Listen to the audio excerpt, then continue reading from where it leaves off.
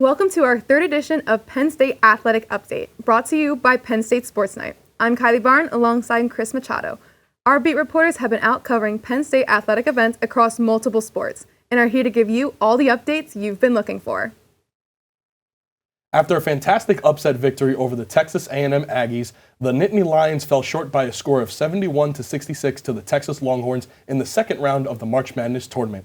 Now, with the rest of Penn State men's basketball, here's Penn State Sports Night beat reporters Ciavolella and Ethan Ellis. Well, thanks, Chris and Kylie. Penn State men's basketball team finally had the opportunity to return to the NCAA tournament for the first time since 2011 after the COVID pandemic took that chance away during the 2019-2020 season.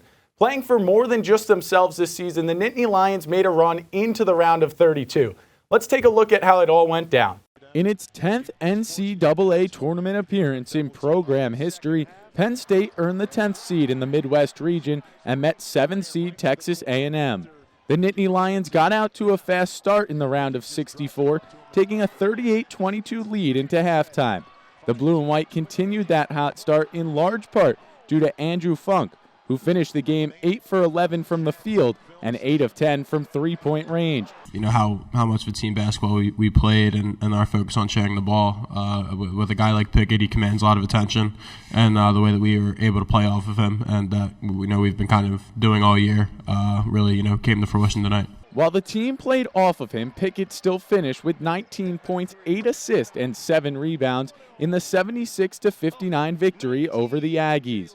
The ability for so many different players to contribute is something that head coach Micah Shrewsbury explained made his team difficult to defend. We just have a lot of weapons that we kind of go to and play off of and keep mixing up, and I think that makes us hard to guard. Those weapons did not start out hot in the round of 32 as they fell behind by 8 heading into halftime against Texas. But coming out of half, the Nittany Lions started to find a rhythm again, matching the Longhorns punch for punch before making a comeback to take a 3-point lead. I don't know if they got tired or not. I just know our energy picked up and we started playing our game. And for that minute right there, that's what made us go on a run and take the lead. That lead wouldn't last long as it was Marcus Carr and Dylan Desher combining to go on a 10-0 run for Texas. Desher finished with 28 points and 10 rebounds for the Longhorns in the victory, ending Penn State's season.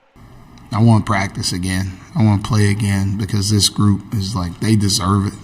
They deserve it for all the work that they put in that nobody sees, nobody recognizes. The Nittany Lions finished 23-14 for their first winning season since the 2019-2020 campaign and will look to do it again next year. Reporting for Penn State Sports Night, I'm Justin Ciavolella. Ethan, that NCAA tournament run may not have happened if it weren't for a push in the Big Ten tournament that got Penn State to the Big Ten championship game against Purdue. What did you see in that run from Penn State that allowed them to have all that success? Well, really, the big question that everyone was asking before this Big Ten tournament was, where are the Nittany Lions going to be seated in the NIT tournament? The NCAA tournament really wasn't even on their horizon until this huge run in this Big Ten tournament. And really, I think it was all about momentum. After that first win for Nittany Lions, they were playing lights out and really upsetting teams and winning games they weren't supposed to be winning.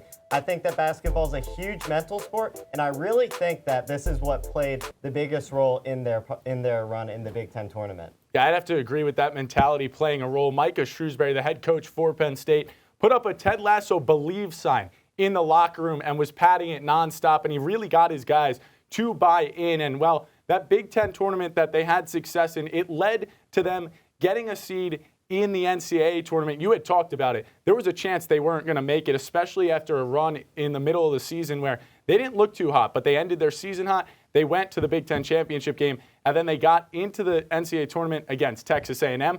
They handled Texas A&M, the Aggies, with ease before losing to Texas in what was really a close and competitive game. What do you see in the big dance from Penn State? Really, I think the huge story from this were the three-pointers. Andrew Funk against Texas A&M played lights out. He was 8 for 11 on field goals, 27 points in the game. He was really instrumental in Penn State pulling such a huge lead going into halftime there and finishing out the game.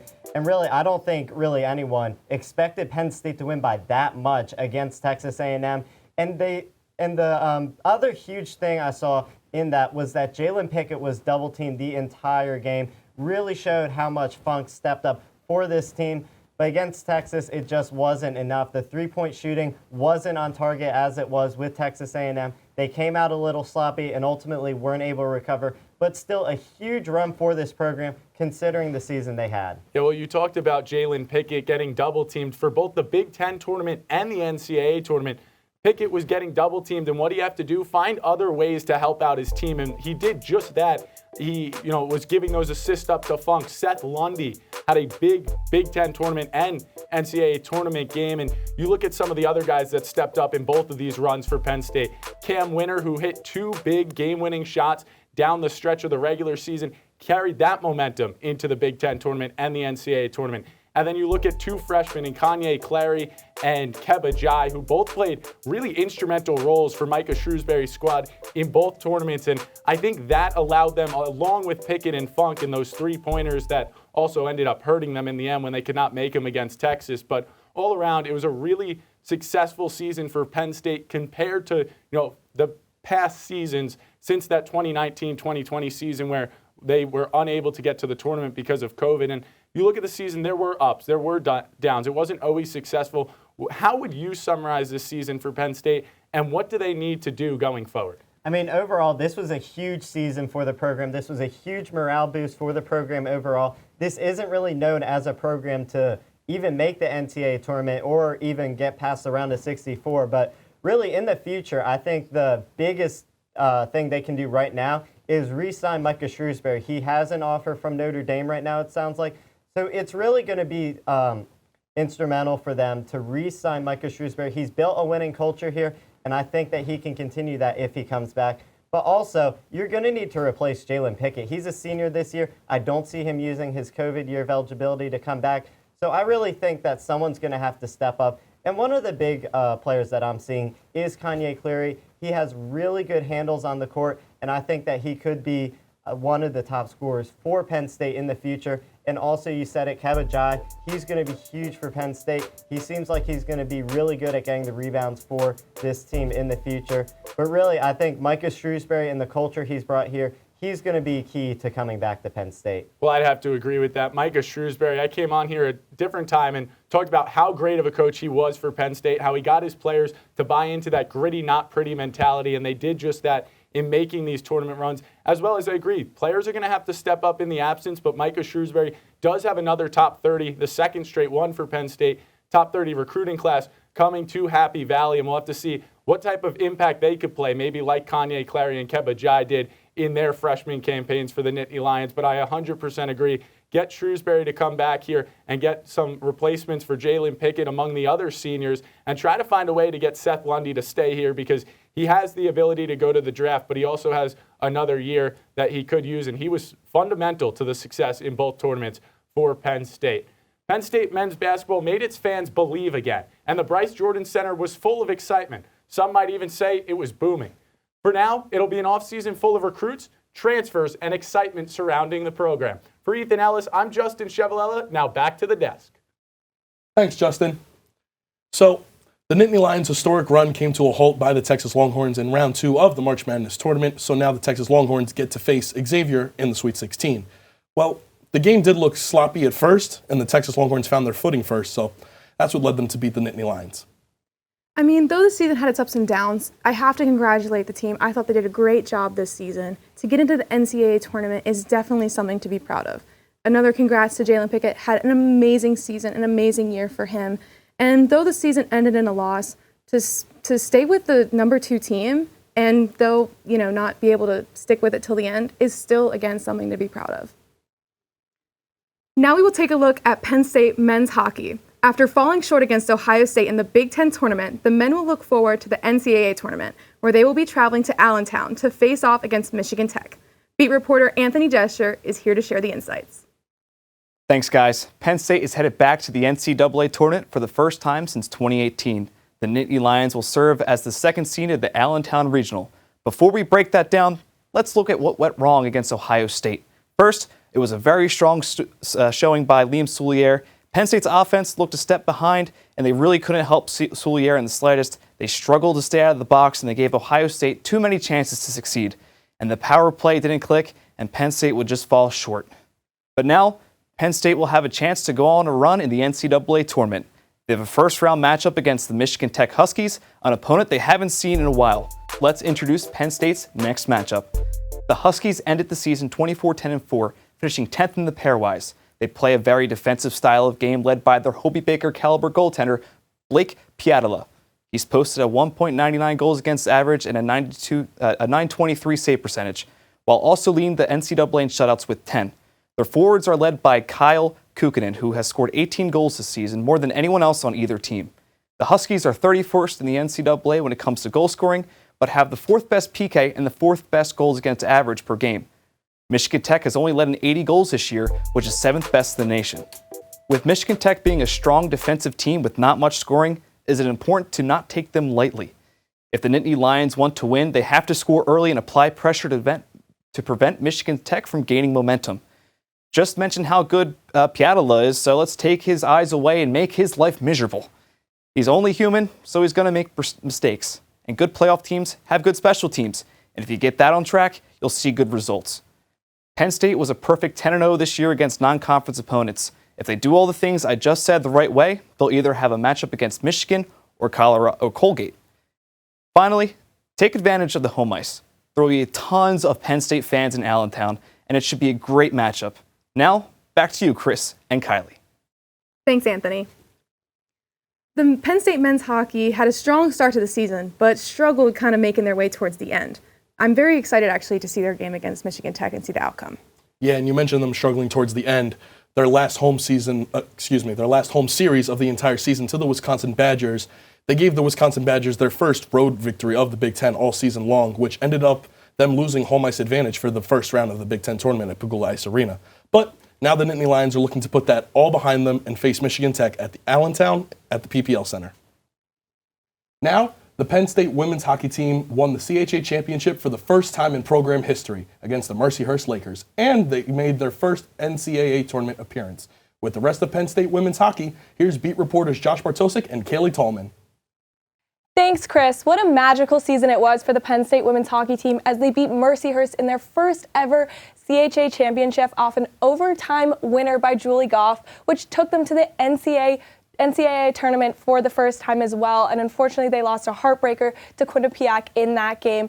Josh, tell me about those two games. Yeah, well, I mean, look, those were both really just grueling games for those Nittany Lions. I mean, you mentioned the overtime winner in the CHA championship. It was a triple overtime game, the second longest in NCAA women's tournament history against Quinnipiac. And it came down to one of those plays where any shot could have gone in. Both goalies, both teams were playing lights out, and unfortunately did not go the Nittany Lions' way. But they played a really, really stout game in both of those. The offense showed up. The depth scoring was what really caught my eye. Obviously, Julie Goff getting that game winner was what you really like to see. And Penn State proved that they can hang with those big teams out there in women's hockey. I mean, this is the first time they've made the NCAA tournament, like you mentioned. And for some people, you might think the nerves will get to the team, but they played really, really stout against Quinnipiac. Looked honestly like the better team for the majority of the time against those Bobcats, but ultimately did not come away with the victory.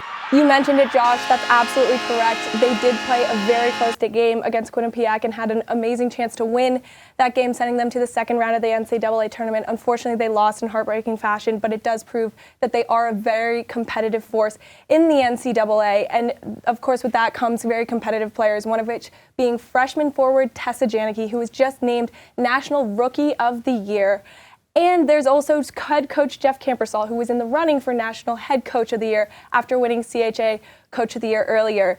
Talk to me about those two players and other things that made this team as successful as they were this year. Yeah, well, Tessa Janicki, I mean, look, you come in as a freshman, you do the things that she did all year long, you're going to obviously get national recognition, and she absolutely deserves it. She was one of the best players on the ice at all times with the Nittany Lions, had so much speed, just looked like she was playing a video game out there most of the time. And for Jeff Kampersal as the head coach, he's come under a lot of fire a lot of times these past few years. His team has never been able to really bring together all what they had because they've always had great teams, just never been able to do it. They finally did this year, almost won an NCAA tournament game, so good for him as well. And these are players that have really, really stepped it up this year. And with Tessa Janicki as a freshman doing what she did, probably see some really good players continue to come in, maybe in the transfer portal, but specifically in recruiting. These players know that Penn State can develop these players very well. They did it with Natalie Heising before she left. Kiara Zanen's been very good, and now Tessa Janicki. So you have this pipeline of star-studded forwards that come through Penn State. We'll probably see a lot more in the future. And you mentioned the future. Looking ahead to next season, there are a lot of questions with a good number of seniors graduating for Penn State. What can we expect looking ahead? Are we going to have the same success with the Penn State Nittany Lions in the future? You know, it's tough to say early on. Obviously, a lot of those big losses are going to be on the back end, which is always the Penn State Nittany Lions' weak point, was their back end play. But have some really good recruits coming in. They have apparently someone that is Tessa Janicki-esque, they like to say, within the team. And if they can get someone like that coming in as well, I mean, that team, you maybe don't even need to play defense. We have someone as good in net as Josie Bothan, and you have such talent up front with Kiara Zanin and Tessa Janicki already. So I think you can see a lot of new talent come in. We'll have to see when signing day comes around, once the transfer portal opens. We'll probably see some more stuff. We already saw them get Ellery Mackay and Courtney Correa already this season, and they were huge additions to the team to help with that depth scoring that they've been struggling with so many years in the past. But for Penn State, I think nothing really says that they should not repeat as CHA champions, just with how much talent they still have coming back. And I think when you have a goalie as good as Josie Bothan, and like we've already mentioned, Tessa Janicki, Kiara Zanin, with those players in their last years going to be as seniors, well, at least for Kiara Zanin and Josie Bothan is. Luckily, Tessa Janicki for the Nittany Lions is still a freshman as of now, but I think you have one final big push you can make, and you'll probably see them in the NCAA tournament again next season. Well, it'll be interesting to see where they end up, and I am excited for next season, to say the least. Well, it was a season for the books, to say the least. After months of success, the Nittany Lions will take the offseason to come back stronger next year. For Josh Bartosik, I'm Cailey Thalman. Kylie and Chris, back to you. Thanks, guys. Congrats to the women with their win in the CHA. And they ended the season with 27 wins, 9 losses, and 2 ties, which is a fantastic season for sure. And you mentioned it, Kylie, just an excellent season from the women's hockey team here at Penn State. All of the awards and accolades that they've gathered throughout the season is nothing short of unbelievable. And while a third OT loss to Quinnipiac and Columbus does put a thorn in the side of them, they're ready to come back next season hotter than ever. Penn State men's lacrosse has been dominant as of late, sweeping the Ivy League portion of their schedule by upsetting the Yale Bulldogs, University of Pennsylvania Quakers, and Cornell Big Red. They did recently lose to Marquette by 1 goal, but the Nittany Lions under Jeff Tambroni look to get back to their winning ways as they begin Big Ten play versus Maryland in College Park on Saturday, March 25th.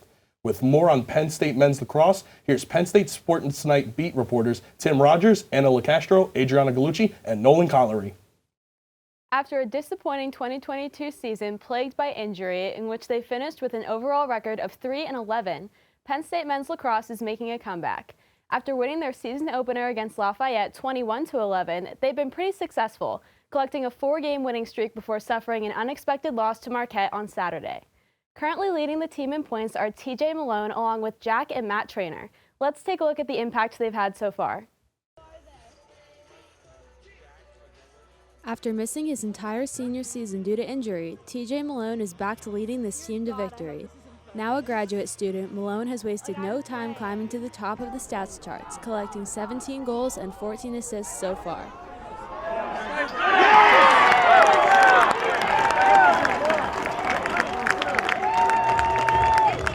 His teammates and coach agree that they're excited to have his experience and leadership back on the field.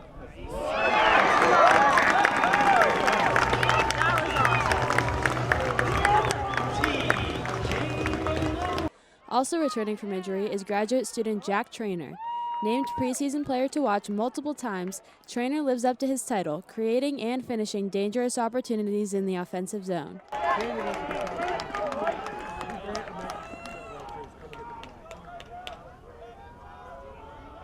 He has 23 points on the season so far and will no doubt continue to be a crucial part of the attack.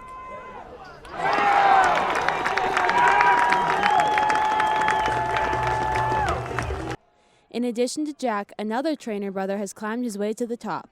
Sophomore Matt Trainer is currently leading the team in goals, having scored 18 so far. After competing in only 2 games last season, Trainer has started 2023 with a bang.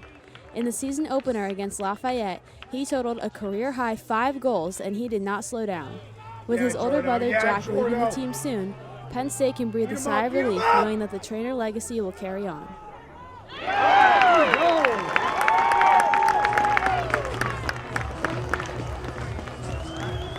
For Penn State Sports Night, I'm Anna Licastro. Now let's head over to the desk, where my fellow beat reporters Nolan Collery, Tim Rogers, and Adrianna Gallucci will discuss more on the season so far. Thanks, Anna. The Penn State men's lacrosse season is over halfway over, and the team has had some ups and some downs, but largely should be very proud of their season thus far. Tonight, we discussed the Nittany Lions seasons leading up to their in-conference play. My name is Nolan Collery, and I'm joined alongside Penn State Sports Night lacrosse reporters Tim Rogers and Adrianna Gallucci.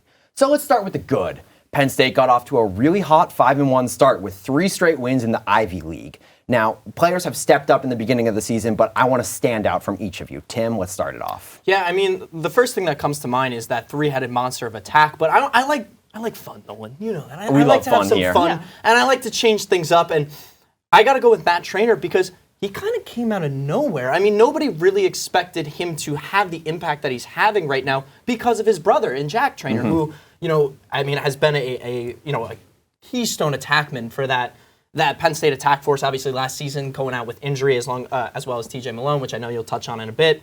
But leads the team with 18 goals right now, and he's adding something on that man-up advantage right now that Penn State has not had since Mac O'Keefe and my boy Jack Kelly, who I know you guys that watch know my boy Jack Kelly.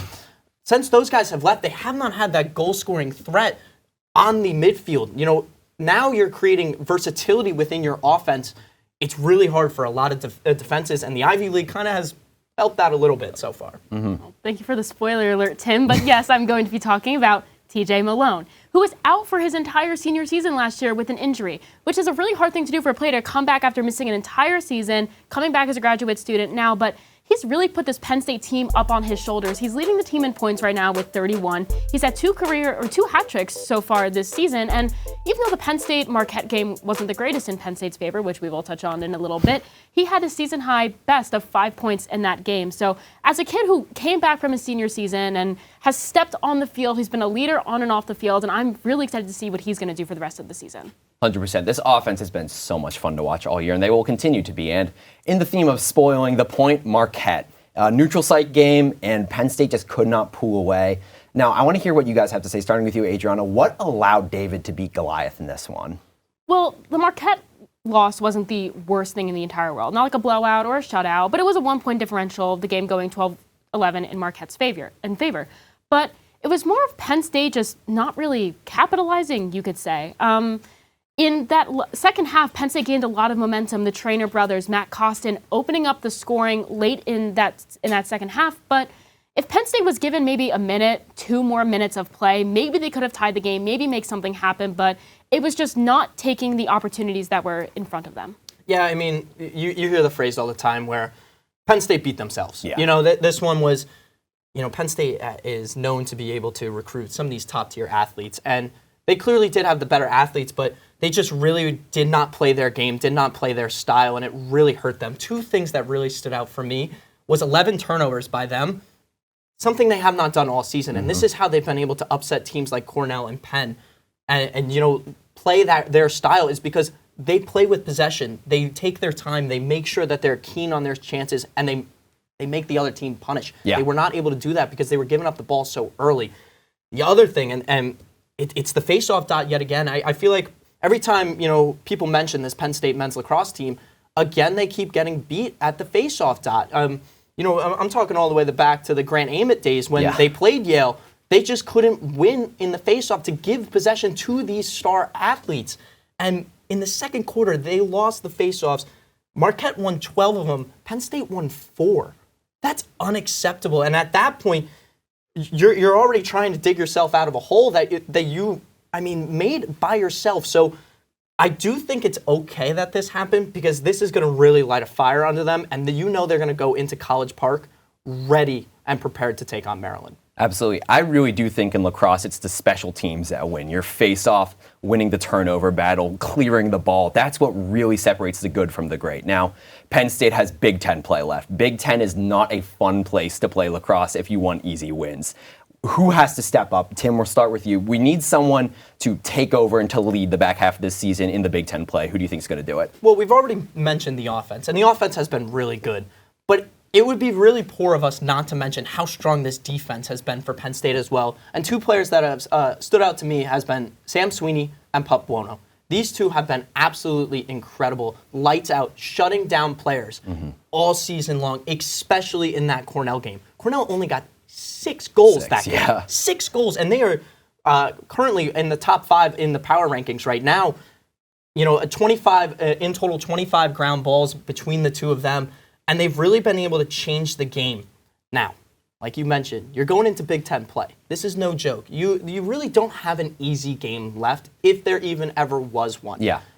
Now it's going to be really up to them too. You're going to be going up against the Marylands, the Rutgers, the John Hopkins. These guys are absolute stars. You're going to need to rely on your defense. You don't want to keep relying on your offense to win you games. You want your defense to help you out a little bit too. And what is offense, if not the best defense? Your goalie. Let's talk about that brick wall, Jack Fracione. He was a backup goalie his freshman year last year, now starting as a sophomore.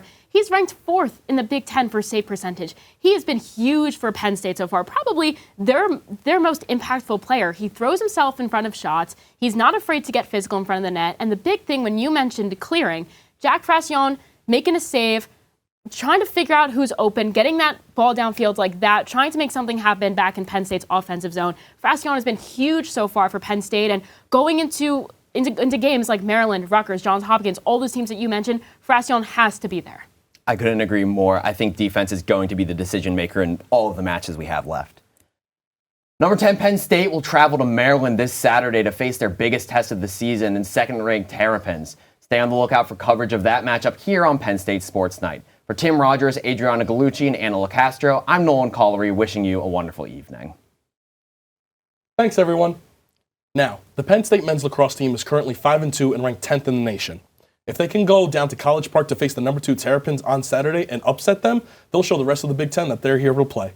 Yeah, I'm very excited for this game. Maryland is the previous champs, NCAA champs, of last year's season, and they also went undefeated last season. But they right now have a 5-2 record, same as Penn State. So I actually think this will be a pretty good game, and I definitely think Penn State can put up a fight with it. Now here are the top plays from the month of March.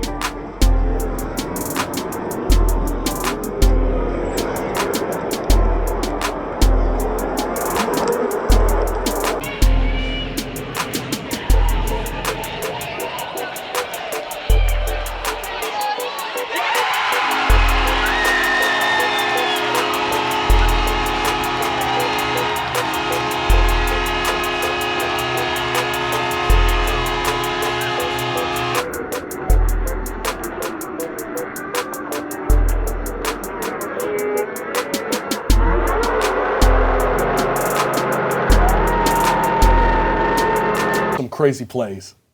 That's all for the 3rd edition of Penn State Athletics Update, brought to you by Penn State Sports Night.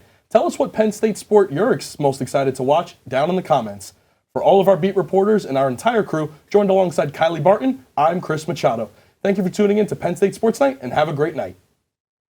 Hey everybody, thank you for tuning into this edition of Penn State Sports Night. We hope you liked that segment. And we're sure there's other Penn State Sports Night segments that you are going to love as well.